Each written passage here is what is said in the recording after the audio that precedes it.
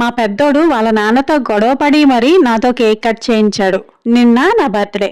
3 days before నుండి అమ్మ ఎల్లుండి నీ బర్త్డే కదా, అమ్మ రేపే కదా నీ బర్త్డే అనుకుంటూనే ఉన్నాడండి. గుర్తు చేసుకుంటూనే ఉన్నాడు.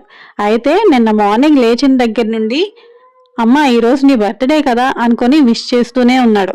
అలాగే ఈవినింగ్ వాళ్ళ హోంవర్క్స్ అన్నీ అయిపోయాక ఈరోజు నీ బర్త్డే కదా, మరి కేక్ ఎప్పుడు కట్ చేస్తావు అని అడిగాడు.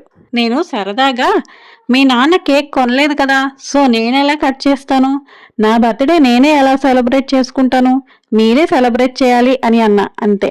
వెంటనే వాళ్ళ నాన్నకి ఫోన్ చేయమని చెప్పి ఫోన్ చేసి ఇచ్చాక వాళ్ళ నాన్నతో, నాన్న అమ్మ బర్త్డే కదా, మరి కేక్ కొనవా, కేక్ కట్ చేయించవా అని అడిగేసరికి వెంటనే వాళ్ళ నాన్న కేక్స్ తెప్పించేశాడు.